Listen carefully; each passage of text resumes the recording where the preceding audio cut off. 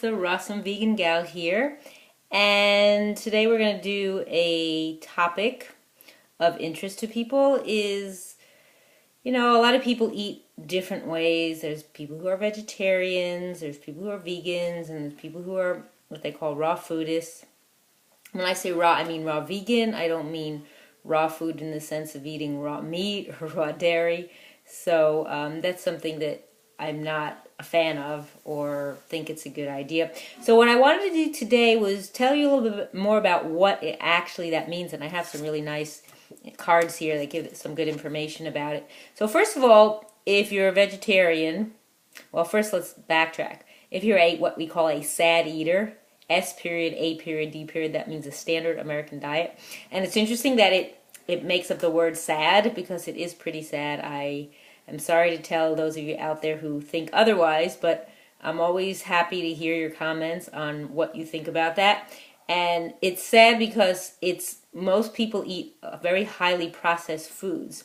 For me, the goal is to eat whole food plant-based. Now, even if you ate somewhat of a standard American diet, but you ate whole food in its form that it was created, in its natural form, and you ate the small amounts of the animal food and more of the produce of the whole food, then you probably would actually be eating a lot healthier than most people in this world, because most people, you can also be a junk food vegetarian, you could be a junk food vegan, and you can be a junk food raw vegan. So that's a problem too, because you could be actually unhealthy eating that way. So we don't want that. That's not something you want to do.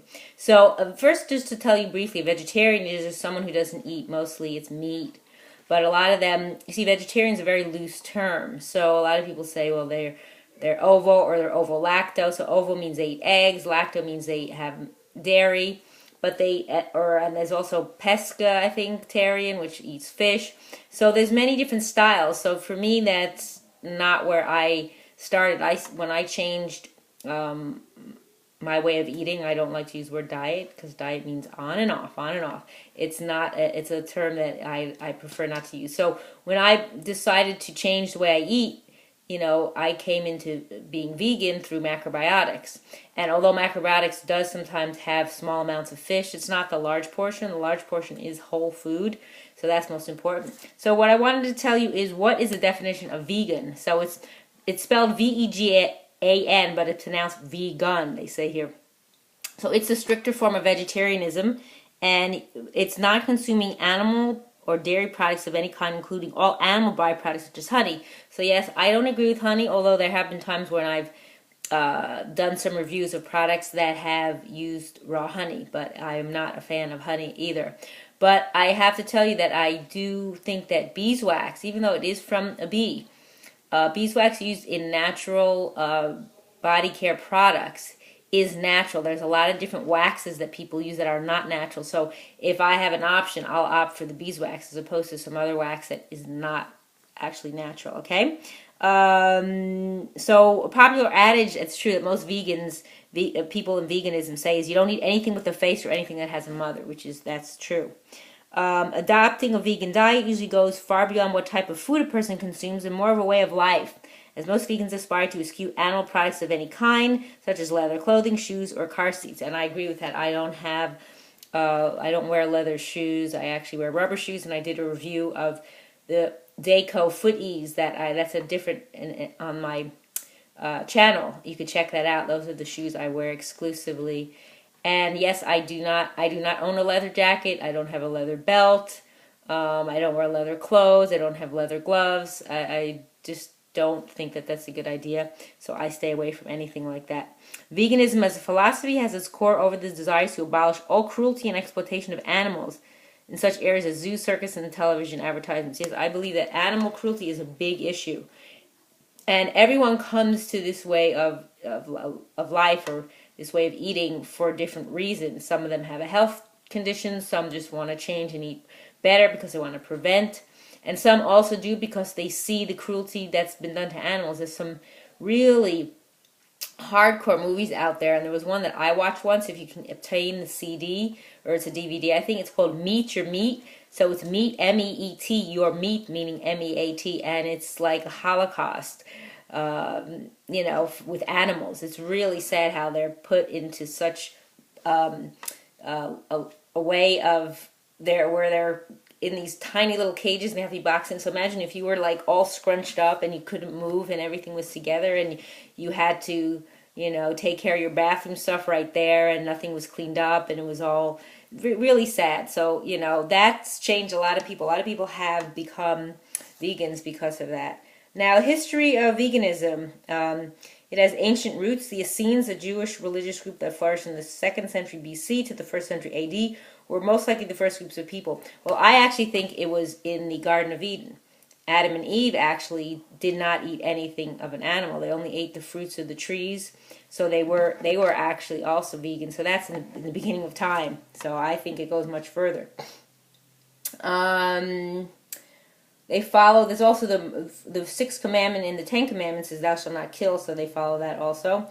The Essenes were even prohibited from making animal sacrifices, which was long held to be necessary. So that I don't actually ascribe to, because that was something that was important for that history, that you did make animal sacrifices. Okay, the word vegan actually was coined in 1944 by 2 strict vegetarians that were annoyed by the term vegetarian, including the consumption of dairy and eggs. Well, that's what I explained, that it was used very loosely, so they actually changed it. It's estimated that the number of vegans in the U.S. today number somewhere between 0.2 and 1%. So, and only 5 to 10% of vegetarians call themselves vegan. So we're in a very small minority. And what are the health benefits of being vegan? They include lower cholesterol levels, lower incidence of osteoporosis, which is bone loss, heart disease, and colorectal cancers. And the reason is because there's a low, because of the high saturated fat content and cholesterol in dairy and egg products, which we avoid. There's no cholesterol in broccoli, and there's no cholesterol in spinach. I mean, everything has small percentages of all the components, which are the carbohydrates, the fats, and the proteins, but it doesn't have saturated fat, so and that's important. And one of the proponents that really helped people move to this way of life, besides John Robbins' Diet for New America, which was quite a while ago, was Dr. T. Colin Campbell and his book, The China Study. So that was really instrumental, and it's an amazing book. If you've never read it, definitely go out and get it. If you're unsure about doing this, he has endless, I should say, scientific data that prove this. So it's not just, willy-nilly type of information. He really goes out there, and he did this in China, and he proved it. So he proved that you can reduce your risk of heart disease, diabetes, cancer, and obesity by adopting this type of way of eating. So some of the caveats, which some people say, is that vegan diets are lower in B12, and some other ones that people might have a problem with vitamin D, vitamin E. So, B12 is usually obtained from animal sources, and some people take a supplement, but be very leery of supplements. Like even the ones that call themselves natural, I'm very, very careful about what, other ingredients go in there, like certain kinds of fillers or types of things that are as additives or preservatives. You can get a pure form. I haven't found one yet. The other thing, vitamin D, there are some pure vitamin D I found on Amazon, and I'll include a link here.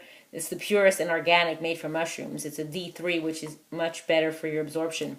So that's about the size of it on veganism. Now let's talk about, for the next few minutes, about raw foodism.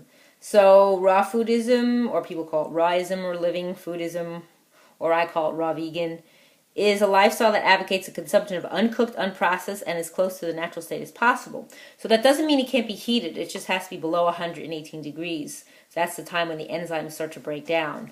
Okay? Often but not always, it's based on the fundamental principles of veganism and organic foods, which is true, because I was telling you that I don't believe in the idea of eating raw dairy, eggs, or meat, or anything like that. Generally speaking, if a person's total food consumption falls somewhere between 60 and 100%, he's considered a raw foodist or living foodist. I never heard that before, but okay. So the principles of raw foodism are rooted in the works of Dr. Edward Howell, who was a noted scientist in the area of enzyme research, Dr. Arnold Ehret, a German scientist held as the father of naturopathy, and Dr. Weston Price, a dentist, famous for his study of isolated non-industrialized people. Essentially, it's all about the enzymes. Enzymes are proteins that are in all living cells, both plant and animal. They are in broccoli as well as in our own digestive tract. Enzymes are catalysts for every chemical reaction in the human body, from food digestion to energy production to tissue repair to hormone development. So as you can see, enzymes are very important.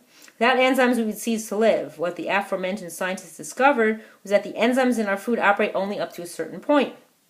It's widely debated, but most experts say that it's between 105 and 118 degrees Fahrenheit, that is. Most, if not all, enzymes are destroyed, rendering them useless when it goes above that. Therefore, cooked foods not only destroy the enzymes, but many water-soluble vitamins and phytochemicals as well.